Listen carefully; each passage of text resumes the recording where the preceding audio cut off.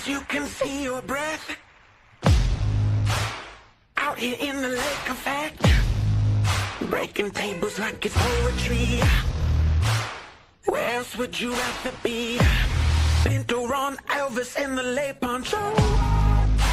The members that you need to know. 'Cause once you're out here, now you're family. Where else would you rather be? Where else would you rather be? Welcome into the Nickel City Crew. I am your host, Rob Crippen. Please like us on Facebook and follow us on Instagram and Twitter at Nickel City Crew. This episode, along with all of our episodes, are presented by Crippen Legacy Entertainment here on Spreaker and StreamYard. We're so glad that you're joining us for some of your Buffalo Bills and NFL content again today. And as always, these are my Bills thoughts said out loud. It's a vibe so ridiculous. Since 12 plus 83 was 6. The shout rocking like a symphony. Where else would you rather be? All right, let's get straight to it. Really excited for tonight's episode. DT and I had talked about last week just about how fun the draft is and how it gives out hope and all the different things about it. And we had our guest, Justice General Radford, on to help us out with that. Listen, really excited for tonight's episode. Last night, the Bills stood pat, no trade ups. It looks like they didn't get a chance to maybe go after another defensive guy that they might have wanted, because it seemed like there was a run on some defensive linemen, and they stood pat at pick 30 and picked a heck of a player that I'm really excited to talk about tonight. Joining me tonight, day 2 of the draft, my co-host, riding shotgun as always, Adam Dumptruck Rubsick. Check him out on Instagram and Twitter at Adam Rubsick, RUPCZYK. Holla at the crew, DT. What's good, man? Holla at the crew. Rob, did you stay up? Were you able to stay up? I mean, we didn't pick till damn near midnight. Did you get a chance to watch the whole thing? Yeah, I got in. I got suckered in, Rob. We talked a big game last week. We aren't draft guys.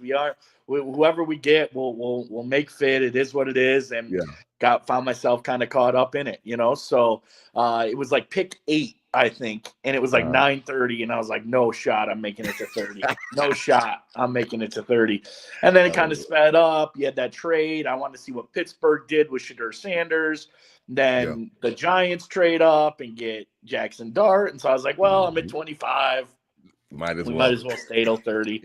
And here we were, probably bed a little before midnight. Didn't fall right asleep and made for a drag Friday. But hey, it's the weekend. Happy to be on the crew. Happy to be here again with you, Rob. So let's get to it. Yeah, man, let's get right to it. It's funny because I really enjoyed the draft. I know you're absolutely right. I talked a big game as well, but I do like it. I always like watching it. And like I told you, I love seeing the life-changing moments for those young men and their families. And our pick was one of, like, he was the belle of the ball. I mean, it was funny because when I watched some of the stuff this morning about Mad Max, it was cool because he was like the hype man for everybody that was seen to be coming through that green room, from Travis Hunter on down. He's giving them dap ups, and he's like one of the final guys before they make their walkway to the stage. And I saw like a little cut up on Twitter of how he was giving everybody dap ups and hugs and stuff like that. So I thought that was really cool. Then I heard him talk, and then I started to fall in love. I was like, okay, this guy is definitely going to fit in perfectly here in Buffalo. So unless you've been living under a rock, the Bills stood pat at pick 30 and took cornerback Maxwell Hairston. He likes to be called Max, and said that he was given the nickname Mad Max as a young kid playing football because he said he was a ball of energy, and he still is definitely a ball of energy, and you can hear it on him when he talks to the media and things like that. I really enjoyed listening to him. I don't know if you got a chance to, if you didn't, Bills Mafia, Nickel City Crew, give a listen to his post-draft stuff. He's really cool cat. It seems like energetic, like I said, and really, he seems like he could be a good fit, DT, because one of the things that the draft exposed last night was that when it came time for pick 30, and when it came to cornerbacks, they still had plenty of guys to choose from. Siobhan Ravel, Will Johnson slid in the draft, I guess due to an injury with his knee that GMs are concerned about. And then also Trey Amos, who had been a popular mock pick to the Bills. DT, the Bills picked their guy, so at least they had conviction, and you got to love that. Anytime your team tells you what they want to do and they do it with conviction, I'm always going to be on board with that. And then obviously we'll judge the results later. Yeah, it was interesting how it shook out, and that just shows you how much a waste of time all these mock drafts and all this stuff is. And I'm not like upset about it. It's I know. impossible to to figure out exactly how it's going to fall, exactly what's going to happen. People freak out at the last second and probably make knee jerk reactions and moves, and GMs Yep. get antsy, and Mhm. it's all part of it. So it's never going to be accurate, but all these mock drafts, all the projections, all these dudes that were the Bills were looking at were all there. I mean, they had their true pick of the litter. And I agree, Rob. I go back to that of this shows me that this was their guy. This was their guy the whole time. They knew they had to focus on corner. They had some other, maybe some other guys that went, but when it came to corner, this was their cornerback. And that proved to us because the only other corner off the board was the one from Texas, Barron, right? Yep. Yeah. The only other corner off the board, and he was kind of never deemed to the Bills in the first place anyway. No, they didn't think he was So fit. this proved to me that even if somebody else that they were going for in the first round got picked at another position, this Right. was the corner they wanted, and they're investing in, and going to have a clear route to be the CB2 starter. So I'm excited. Like you said, I love that energy. I'll tell you, Rob, Malachi, you were watching, right? You Yep. watched. Oh, yeah. Right. So Ravens go Malachi Starks at 27. And this dude comes down that hallway looking beastie, like damn. And I'm like, oh shit. Like that would have been nice. this Yeah. dude's about to be like the look on, he was pumped up. He was ready to go. And I was like, damn, and I just want the Bills to get like somebody like the ball. I don't know if Malachi Starks is going to be good, but you know what I mean. I know what you mean. I know exactly what you're saying. I'm ready to go, and I was ready to rock and roll with that. And then our boy gets picked, and he comes up, and he's got that. He's Same going energy. nuts too. And what did he say on stage? He goes, "Yeah, it's going to be fun." I talked to Ray Davis. That's my boy. Let's ready Kentucky to go. boy. And he's like, "My job's to get the ball back to Josh Allen." To Josh, yes, I heard that. Yeah. He knows like the role. He knows what he has to do. It seems like he's very unselfish. And he's going to be a leader in that regard. And so that's kind of 2 years in a row of we picked some, not like odd off the wall guys, but Keon Coleman definitely had his own personality and his own, his own like funniness to him. And it looks like Mad Max will have his own, persona as well. So I like the vibe. He's got some great intangibles that we'll get into tonight. And I agree 100%. This was their guy, obviously. If they were going corner, they were picking him, and they got it done. Yeah, it's funny when you say that because, talk about energy and different things like that. And I think it's an intangible that a lot of times gets overlooked in respects to, it's professional sports. You can't always rely on a coach to get you fired up and stuff like that. You're obviously becoming a paid professional athlete. Where's the fire? Where does it burn from? What really motivates you? Is it the money? Is it the fame? Is it the opportunity to go out and compete? And those seems to be the guys that find themselves having the best success. It's the guys that are laser focused, gym rats, and that could go across all sports. The guys that are just locked in, they're ready to go. They love ball, and I think that's one of the things that I really liked, and I kind of gleaned from watching Hairston after the draft was that you could tell he loves football. You could tell that he's a baller and that he's really excited to be here. And I'm really excited about that. Listen to his interview with, not interview, but his phone call with Breen and McDermott. And, he's crying, he's got the emotion and things like that. And it was great to see because I could tell that this guy really, really was invested and really, really was proud of this opportunity. Now, talking about some of the things in respects to the actual attributes and things that he brings to the Buffalo Bills defensive backfield. I mean, this guy ran the fastest 40 in Indianapolis during the combine. 4.28 was the fastest 40 this year. And he's a burner. And because he's a burner, I really feel like that's something that we always have been talking about the Bills need. And I know that we focus on offense and that it's stopped that side of the ball, but it's not bad to have a guy on the defense that's fast as it's held too, because it really, what it does is recovery speed. You've got Tyreek Hill, you've got Jalen Waddle, you've got other guys that are going to be coming up against the Bills. And, you've got to be able to stick with those guys. And sometimes you might have to play man. He's got positional flexibility in respects to scheme flexibility. He's played a lot of zone in Kentucky, but he's also played some man. And I like the fact that he could do both. I know that was one of the knocks on Elam. It was like, he's a press man corner coming out of Florida.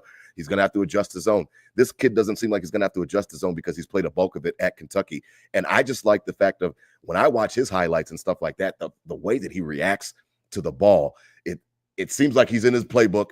He understands schemes. He understands what's going on, and he drives on that shit. And I really appreciate that because I always say it, and we say it, even when we're coaching, and I'm coaching my Kings in basketball and football. If you're going to make a mistake, make it fast.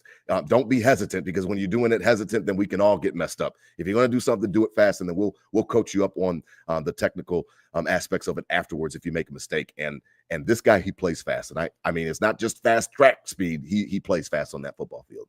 Yeah, and what we were kind of talking about the opposite. We're always talking about speed on offense, and the next time and all that. And not ironically, but the speed now comes on defense. And in this year, where we were kind of talking about the defensive guy we might get might be more of an athletic specimen with a Malachi Starks or a Nicky Minori, these big thumpers that are just going to be big playmakers, kind of similar to a Trayman Edmonds or a Greg Rousseau defensive style. Just put big boys out there and see what happens. Right. And the speed came, with we pick a little guy that's the fastest. So I like we went all the way in one direction, because I feel like the past couple of years, like picks and whatnot, we've been clamoring for, we need size, or we need speed, and we were always just kind of in the middle. And now at least we went all the way one way, right? So I like that. I like the commitment to it. They know they needed speed. Some breakdowns today I was watching were the Bills. We all know this. The Bills like to sag off a little bit. That's kind of their defense. They keep it in front of them, bend, don't break, let it rock. And when you got a guy this fast, he's going to be able to, if everything's in front of him, he can make runs on everything. Yeah. And so that's what I'm kind of excited about, just him being all over the field, in the fact of, that the quarterback isn't going to know, at least the first couple of years in the league, how quick this guy is, and he's going to be making breaks and making plays. So he made plays. Obviously, there's some concerns that I think we'll get into as well tonight, but he seems like he's a playmaker. His energy's there. He's confident.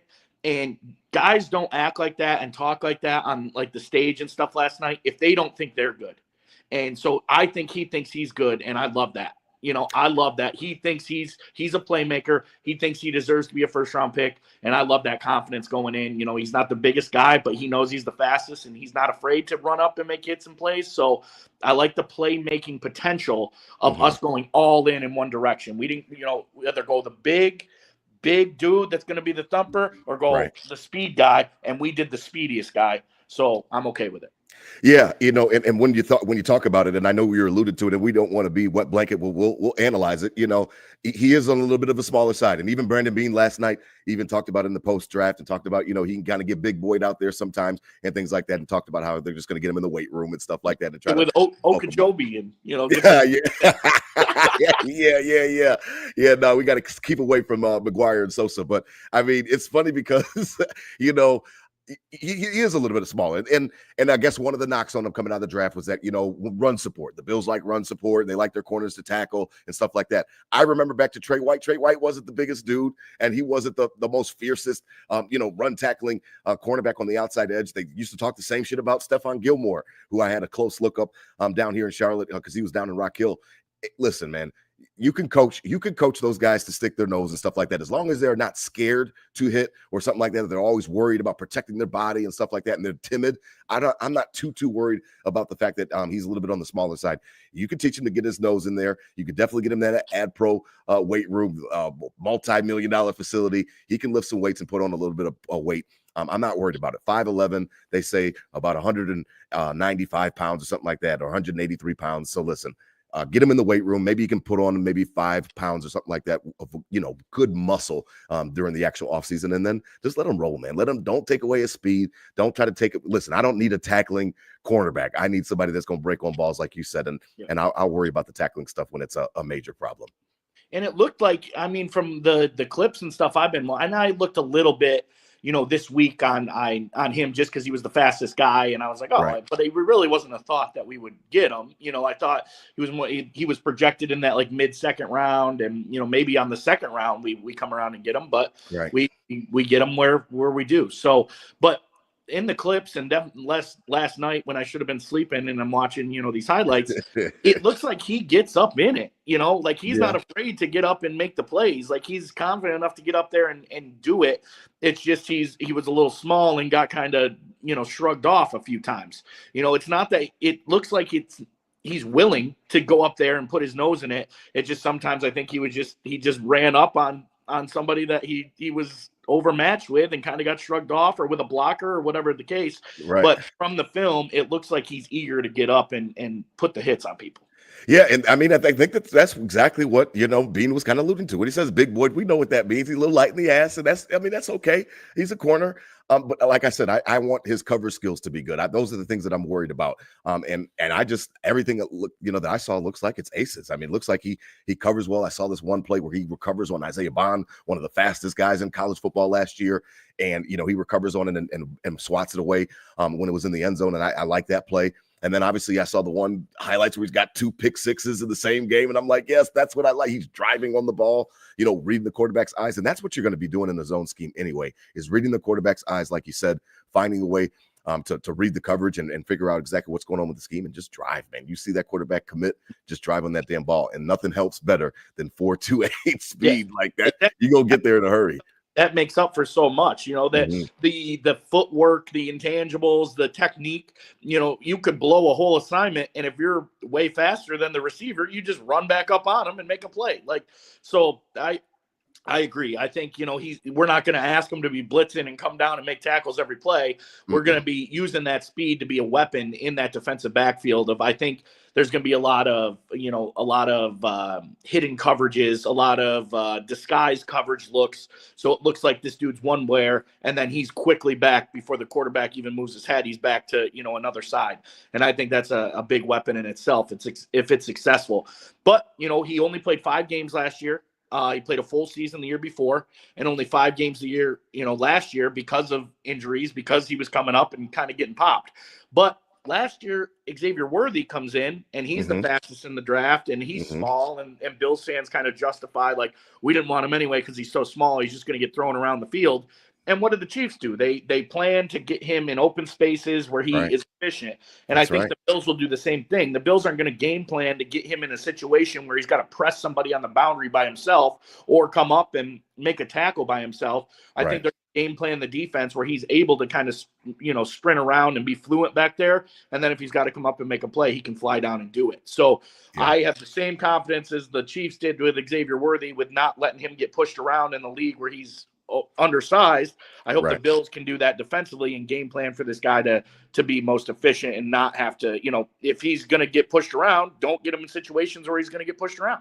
Yeah, highlight his strengths and hide some of his weaknesses in that respect. So we're on the same page there. It's funny because when I looked at the prospect and I looked at, again, the Bills' conviction, that's kind of really what kind of sold me on it in respects to the fact that they had so many cornerbacks to choose from and they chose him. So I'm riding out with Mad Max. Again, if you get a chance on Twitter or Instagram, check out some of his stuff from last night because he's funny, he's engaging, and like I said, it doesn't seem like he's going to have a problem getting this guy amped up to get ready to play on Sundays or whatever day the Bills play. He's a self-starter, and that's, I come in an industry where you got to be a self-starter. You got to be able to motivate yourself. Nobody's there to coach you and root you on, and those are the type of guys that I gravitate to. I don't need the lazy guys. I don't like the Lucas and stuff like that where they got to be coached up and, listen, man, it's time to go. Are you ready to play? And can you motivate yourself in that respect? I can't give up somebody a pep rally every time. And how much did you see that last night in the first round of all the, he's athletic, his intangibles are out of, he's a great player, he's athletic, but does he love football? Or does he, and all those questions and the character issues and does he love it? And then, and that's a big deal. If he was a good character guy, he'd be a top 5 pick. And it seems like our guy, has some talent, but the character and the spice and everything is top tier, and the talent and stuff is going to follow. Absolutely. I love it. Now, as we begin to transition, tonight's episode is presented by 26 Shirts here on Buffalo Fanbase, the official Bills Mafia podcast network that DT and I simulcast on. Head on over to 26shirts.com. Again, salute to the Godfather Del Reed. He's running a great site over there. Again, the concept is really, really simple, Bills Mafia. You're going to go over there. You're going to make a purchase, going to get a cheap T-shirt, and portions of the proceeds will go to help a family that's in need in Western New York or across the world. They've got great content creators over there coming up with some cool concepts. I know that they're getting ready to have some Mad Max ones that are getting ready to come out. I would I'd bet my life on it pretty soon. So head on over to 26shirts.com for all of your Buffalo Bills, Buffalo Sabres, and Buffalo City themed t-shirts.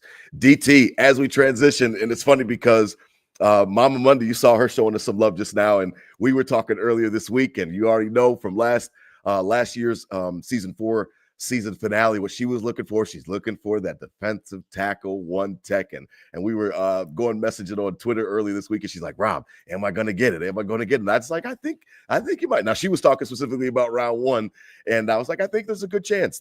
It looked last night like DT's there was a run on them, and they went a little bit earlier than you would thought. Kenneth Grant went to the division rival to the Dolphins at 13. You had Walter Nolan at 16 to the Cardinals, and then Derek Harmon went to the Steelers, like you had talked about earlier, and a little bit of a surprise pick because they had a chance to go grab a quarterback if they wanted one. They didn't get Dart or Shador. And then there was another one, Tyleek Williams, who I guess there was a report out today that he said the Bills said that they were going to take me at 30 if I was there. Now, maybe that's the case, and maybe that's true, and that they were going to take him. I'm going to tell you this, Mama Monday, don't worry, because of the fact that the Bills are at 56, I think, tonight, DT, and 62. I think that Brandon Beane, history tells us that he's going to be itchy. And I don't think he's just going to let all these great prospects at the top of that second round just go by trying to go, without going up and trying to come up with a package to go trade. If I know Brandon Beane, our general manager, DT, I would say that he's going to find a way to package some of those 5th rounds or some of those 4th round picks to get up there towards the top of the second round. Now, we're at the back half. I think it's the 24th selection and the 30th selection in round 2. I would bet a lot of money that Brandon Beane is going to try to trade up DT. Yeah. There's a lot of talent left. Thanks, Vikings, for screwing that second round pick and being fake good all last year. And, we were thinking that's a top 10 second round pick. And then we're sitting real pretty right now with, a 37th or 38th. But what I talked about last week, let's use that ammo. The gun's loaded. Use the ammo. You're not taking 10 let's players. Get 6 picks in the first 4 rounds. And to do that, you're probably going to have to get another one tonight. You probably need 3 picks tonight. You already got your 2. You probably need a 3rd. And then keep your, if there's a way to keep your 2 fourths tomorrow, that's your 6 in the first 4. Right. And by doing that, use the ammo, get up into this, there's still teams that are going to be going for quarterback. There's still teams now the specialty guys, you might start seeing some wide receivers and running backs come out. That's right. And so there's going to be still the stud D lineman or the stud corner that you thought we might get at 30 is probably able to get in the top 10 picks of the second round. So I agree. I think we need to load up that ammo. There's no way we're picking 10 picks this year, I don't think. And, get up and get some tier guys to roll the ball out and let the dogs play. And the starters will be the starters, even if it's another corner. I like that inter-competition. Two projected first round rookie corners can go in and go at it, and then they obviously have to start filling some holes. Where I was last night, I had myself talking to Luther Burden when he was there. Right. We talked last week, offense. Right. Pick this dude at 30, and then you have literal 9 picks, go 9 defensive picks. I'm cool with it if you go 9 defensive picks right. And throw Kyle McCord in, they're late.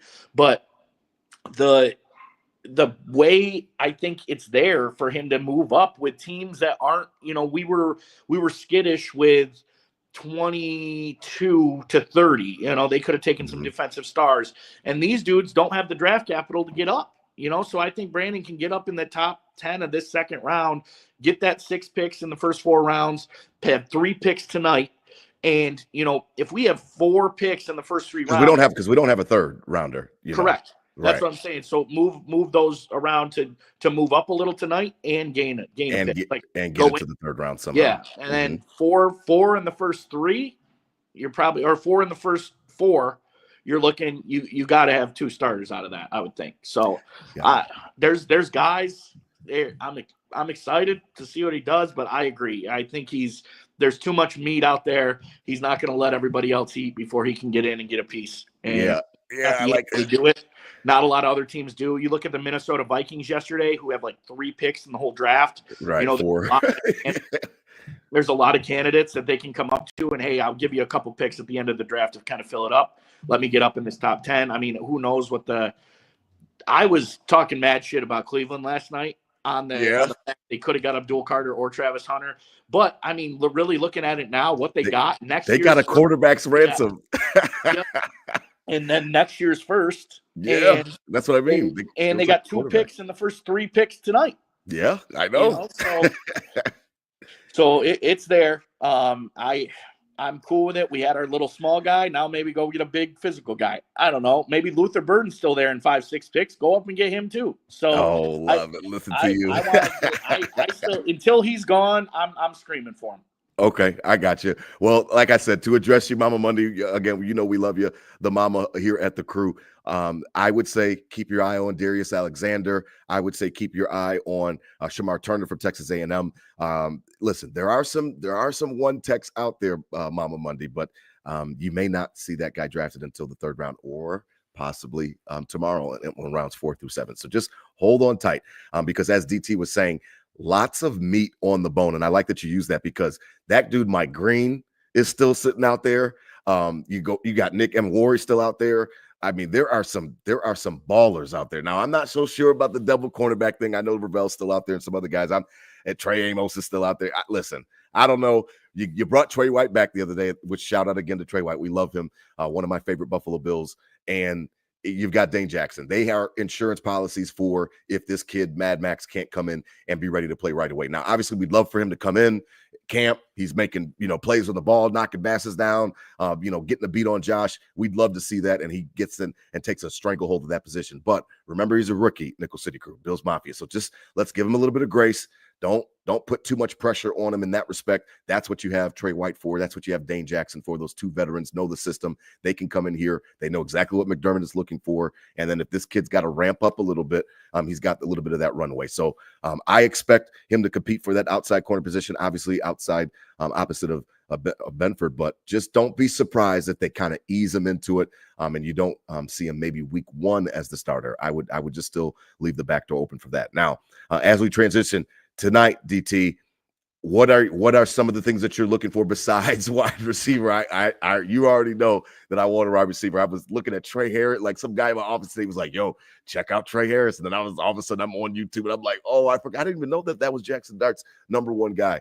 What are some of the things before we wrap up and look at the entire totality of round 1? What are some specific things you're looking for just besides wide receiver? Or are you just looking at wide receiver and trades? Because I would like to see a trade up for one of these. I guess not necessarily has to be an edge, but somebody let's bring some juice. Now let's start to affect the quarterback, whether it be up the middle or on the edge. Let's go start to touch some quarterbacks, man, for real. Sure. And I'm saying wide receiver in the first 10 picks of the 2nd round.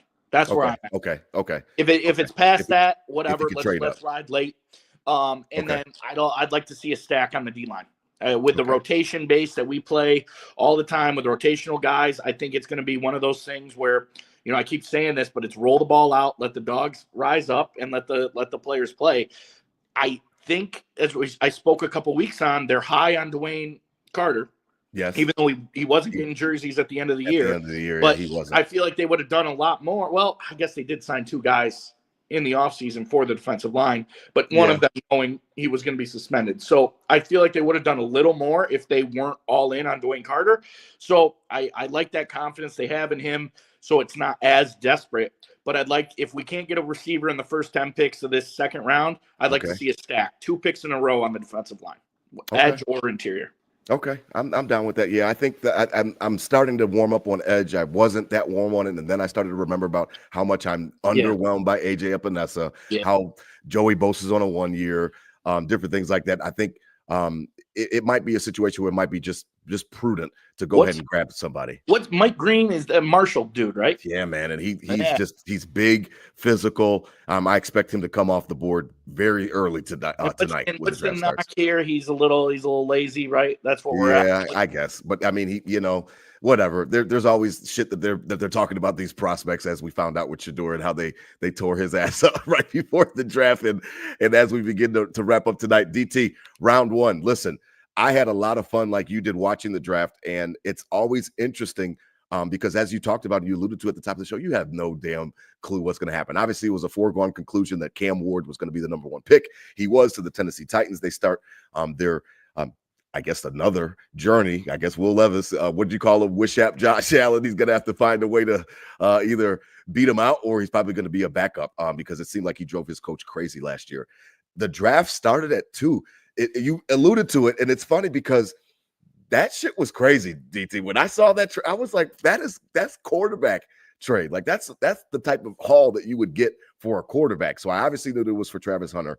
Jacksonville jumps up to number 2 from the numbers 5 spot and grabs Travis Hunter. What did you think about that? Because I think that there's a win-win for both. Like Jacksonville needs talent, and they need, an infusion of talent. They got that, Brian Thomas Jr. He's a stud, and then you go ahead and put, Travis Hunter with him. You've got yourself a formidable duo, like a real badass duo. Obviously, it's all in Trevor Lawrence, and he's got to get his shit together down there in Jacksonville. So I don't know how they feel about him, but they gave him the money, so he's got his time to perform.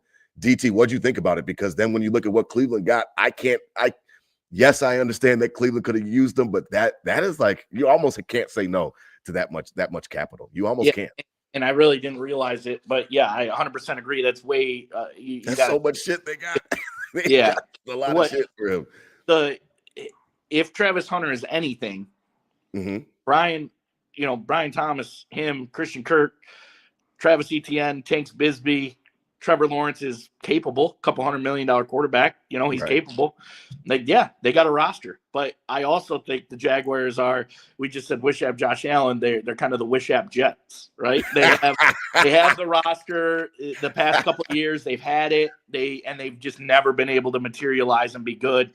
Defensively, they have some things, some holes. But if they pride to that, he's going to play both sides of the ball. I was going to say, you think he's going to play both ways? They said he is, but it's so reality. Hard. It's just so hard. I can't imagine. A little this, a little that. He'll return kicks, whatever. But I was surprised there. Heavy on the Browns, who really got kind of, I think, screwed in all this was the Patriots. Beating the Bills in week 18, pushed them out of that one spot. Yes. Where they could have definitely traded that for heavy money to get somebody who wanted Cam Ward, or they could have taken their Abdul Carter or Travis Hunter. So I'm glad he's in the AFC, but he's not in the division. And the Patriots had the tackle they got from LSU is very good, highly touted. I get it. But, screw it. I think the Patriots got screwed the most out of all this rumble in the top 4 picks because they didn't get any of these studs. They had I like that. Need an offensive tackle and move forward. I like that take. The Browns need to get a quarterback. I mean, I think they have to tonight. Giants, I think they have to. Could have lived. It wouldn't have been pretty, but they could have lived with Russell Wilson and Jameis Winston. Right. And they trade up and get Jackson Dart. The Steelers are just chilling with Mason Rudolph. Yeah, but that's so weird to me because, like, I'm glad that you said that shit because I'm wondering. Mike Tomlin is not a dummy, so because he's not a dummy, like they have to have an agreement, right? Like they've got to have something. Yeah, they have to, right? Why would they do that? I was like, even if you don't like Shador or Jackson Dart, you get, I don't know about that guy Shuck because he's the old ass rookie, 26 years old from Louisville. Listen, but listen, you gotta pick somebody. Like you can't just. And then they talked about, oh man, Harmon was our guy. He's a Pittsburgh Steeler, and I'm like. I'm hoping that this is a smoke. Not hoping, but you know what I mean. Like I'm hoping that they're not that incompetent because of the fact that a defensive tackle is not a quarterback, and the fact that you just passed them again for, like you said, Mason Rudolph. It would blow my mind if Aaron Rodgers is not a Steeler come training camp. I can't imagine that they really just had that. That'd be malpractice to me. Yeah, and then you get a little more in the draft. You think at the hype Jainty had, I feel like. The Browns maybe could have even capitalized on that and had somebody trade up into 5 to get Jainty. And the Raiders, maybe, yeah. I think the Raiders kind of got because to make the Raiders sweat because the Raiders wanted him. Yeah, they get him, we'll take him, and we'll rock with him here. He's a West Coast guy. They could have traded from 2 to 5 and then from 5 to 6. Yeah, they could have been, and that could have got him another second round pick. They could have 4 picks in the top 10 tonight. Yeah. But my biggest peculiar thing was at 10 with the Bears. They went with the tight end from Michigan over Tyler Warren. Okay, you thought? What do you think about that? You think that Warren's a baby Gronk? You think he's baby Gronk? One, you should be very careful with tight ends in the first round. Definitely. Dalton Kincaid. We're seeing that right now. Jury's still out. But Tyler Warren was like by far the biggest like athletic freak at the tight end position all year and dominated dominated games for Penn State. I wasn't as familiar with the Michigan guy. He's talented for sure. I am. I'm a Michigan man. He's good. He's Yeah, good. but I was like, I didn't think he was even touching Tyler Warren. So if they were going to do tight end anyway, after they go Roma Dunze at 10 last year, and now they got Cole Kmet, and they're putting the top 10 pick in a tight end, I thought it would have been Tyler Warren. So that was other than the Jacksonville Browns trade, the Tyler Warren not going at 10 was a big one for me. Yeah, that's interesting. I think that's got to be a Ben Johnson thing. He's coming in. He wants to put his handprints on that team, so he's got to have plans. And obviously, we've seen how he could draw a play. So I'm not gonna question him. I think that the Giants DT quietly had a good night. Obviously, we don't know about Jackson Dart, but I think that the fact that Russell Wilson is there kind of buffers it. He doesn't, again, kind of like Max Hairston. He doesn't have to have that much pressure because of the presence of Trey White and Dane Jackson, so he can kind of ease into it. So the same thing with the Giants. They've got their quarterback of the future, hopefully, but he doesn't have to play week one because you got Russell Wilson on that 1-year deal. So I thought that the Giants had a good night. I do like. It was interesting because I'm down here in Charlotte. I don't know much, about evaluation and stuff like that. I know that the kid T-Mac put up crazy. Ted McMillan, he put up crazy numbers at Arizona the last couple of years. It was a surprise, though, that he was the first wide receiver taken over Golden and stuff like that. So I know down here in Charlotte, they were kind of buzzing about that. Leggett last year. And they got Leggett last year. So either they need help on defense. So, like, you know what I mean? So we were talking about that in the office, and they were like, they need help. Like, why did they get Jalen Walker or the case for being? I'm like, I have no clue. So maybe they know something that we don't know, or they're literally putting all their eggs in this basket to figure out if Bryce Young can fucking play or not. Because this is pretty much going to be it for him. Now, as you go down the draft, it was, like I said, we already talked about the defensive tackles that went early. Kenneth Grant, like I said, 13, and then Walton Nolan, 16. It's interesting because you're right. Jahdae Barron was it. What happened? Like, is Will Johnson, like, I'm a Michigan man. Will Johnson is a stud. I thought he was a top 10 pick. And I know that he got hurt this year a little bit, but like, he was so damn productive for Go Blue. I don't know. Maybe he's one of the first picks tonight, or whatever the case may be. Well, and they just don't want to invest. But that was weird to me earlier. He's now dropped like on the actual best available. At one point last night, it was Shadur Sanders and Will Johnson were 1 and 2 and best available. Now he's like 9th or 10th best available on the board. So like, it's like push down. And that's just tough for me to like, because we don't get the medical, so we don't know what they know, but there's got to be something. Late first round or, in the second round, it doesn't necessarily mean he's got to be a starter.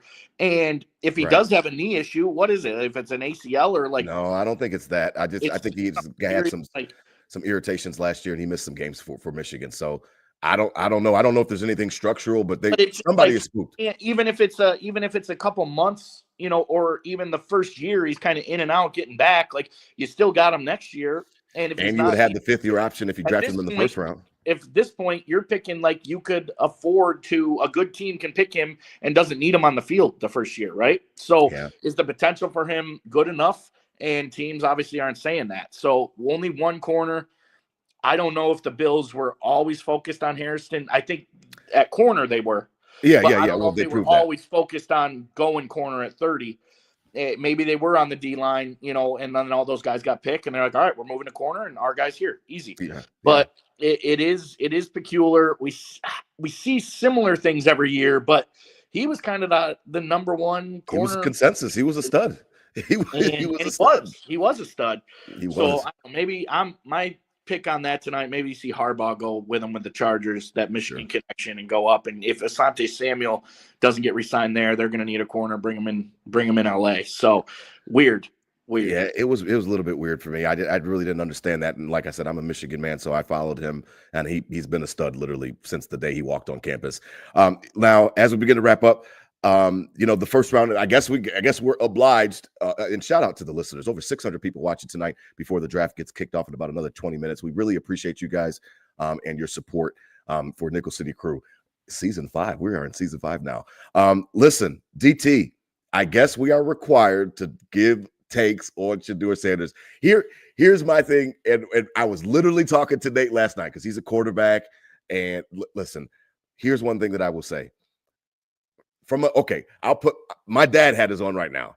So as a father, there is a line to walk between cocky and arrogant. I want my cocky. When I say cocky, I mean confident. So confident and arrogance. There is a delineation and there's a line and there's somewhere in it where it breaks. I want my quarterback to be confident in himself. If he doesn't have confidence, he's probably going to shit the bed a lot. He's going to be seeing ghosts like Sam Darnold was in the beginning with the Jets when he was literally caught saying that on national television on a Monday night game. Like, I don't know, I'm seeing ghosts out there. You want your quarterbacks to have supreme confidence. They are literally the engines of the offense. However, if it starts to go towards arrogant, that you damn near better be Aaron Rodgers in Green Bay. Like you better be that dude. Like you better be that dude. Shedeur Sanders is not like that dude. He's got okay arm strength. He's got not really that mobile. You know what I mean? He's obviously accurate. He can put the ball where he needs to put it.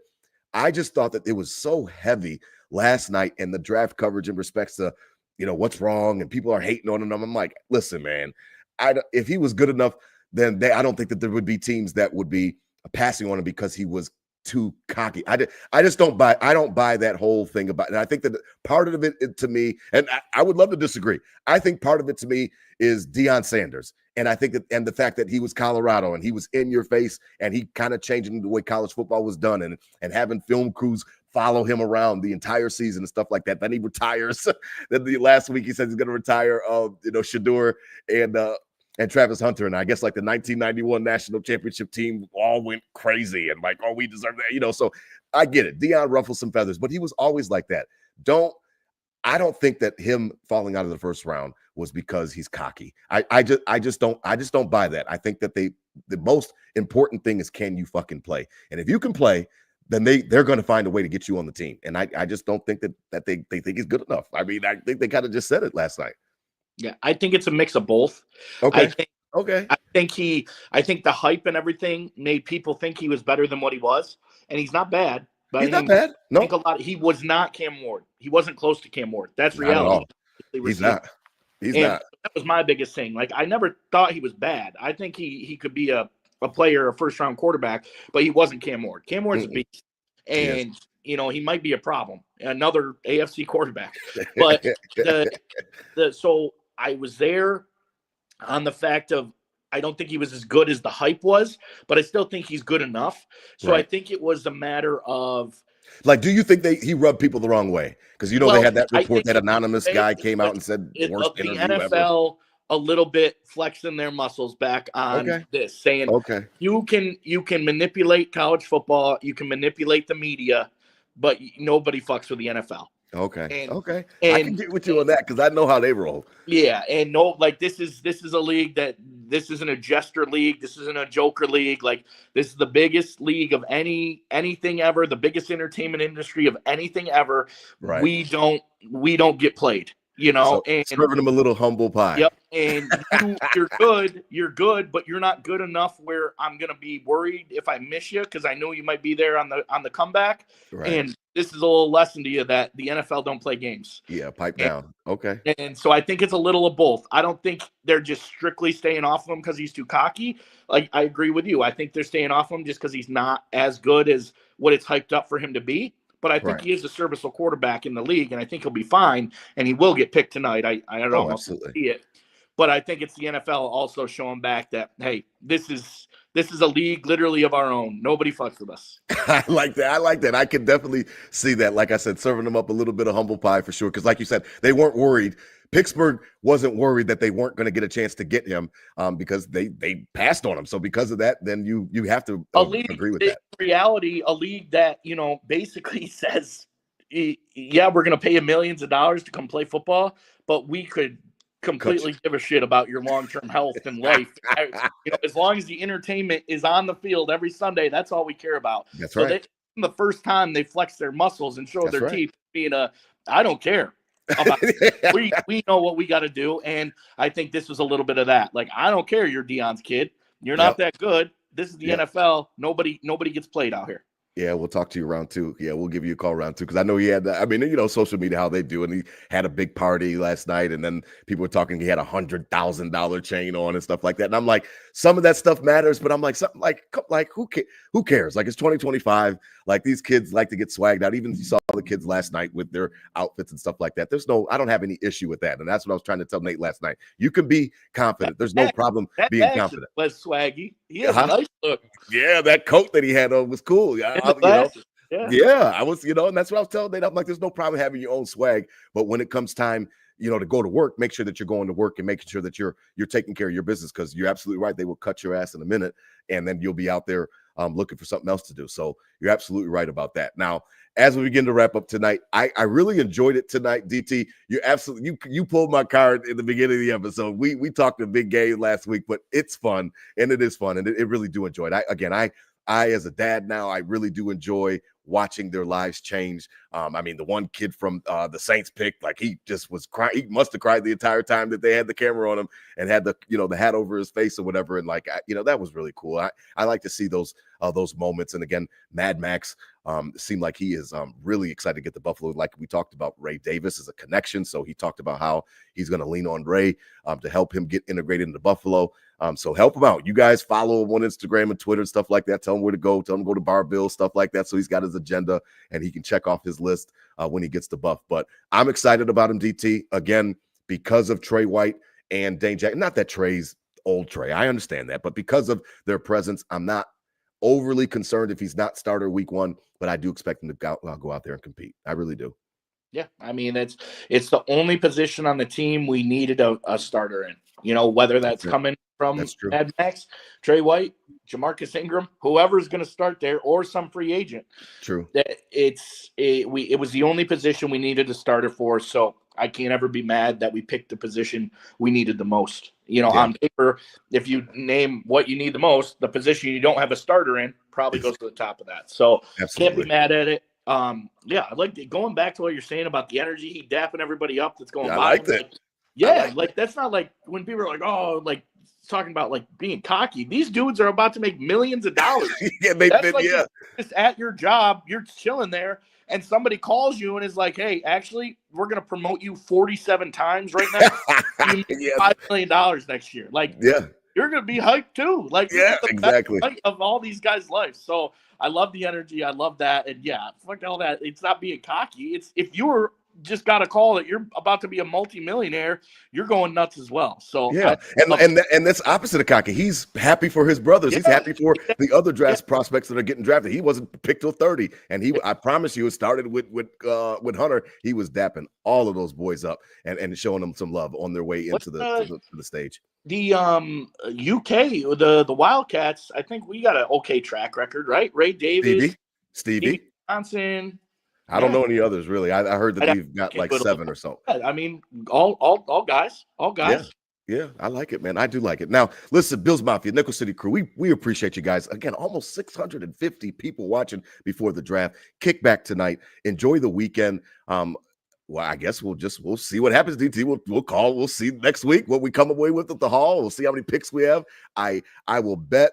I bet a couple bucks on it for sure that Brandon Beane will find a way to nudge his way up that board a little bit. Again, they're picking at 24, selection 24, selection 30, which is 56 and 62 tonight. I don't think we're staying at 24 and 30. I think Brandon Beane's going to try to finagle his way up the board.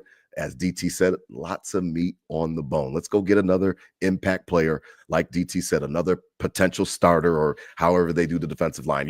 When you think about defensive line tonight, Nickel City Crew, Bills Mafia, it's basically like 40%. It's 40% for almost every guy, and that's edge and that's interior. Nobody really carries more than 40%. I know towards the end of the year when it's playoffs, Ed was playing a little bit more or so. It's about 40% of the snaps, which means you've got plenty of ballers that you need to get out there. Maybe Dwayne Carter is in that rotation. Doesn't stop you from getting another DT for Mama Monday. Maybe, Epinesa is doing well. You know what I mean? He still needs a break, so you can still get another edge. So I would expect defensive line like you, DT, to be addressed. Go get Josh another weapon. How could that ever be a bad idea? How could it ever be a bad idea? I don't get it. People that are on Twitter just really frustrate me. Oh, Josh is good enough, and everybody eats it. I'm just like, man, that makes no fucking sense. The Buccaneers have Chris Godwin and Mike Evans, and they pick a receiver in the first round. And they don't have 17 at quarterback. It doesn't make any sense. Yeah. Always surround him with weapons. You want him to be flush with them because we're ready for a parade. Listen, out there, we really enjoy you guys joining us tonight. Listen, enjoy the draft, enjoy the weekend. DT, got a tailgate report quickly. What are you doing? Where are you going? What you doing, man? We're open this weekend. Whirlwind of a week. We'll see. I'm gonna try to take it easy. Right. My few final thoughts on this. I think Mad Max has got to go jersey number 20 or under. 19. He picked 31. He was wearing 31 at Kentucky. He wore 31 one year, and then he wore 1 last year at Kentucky. So he picked 31.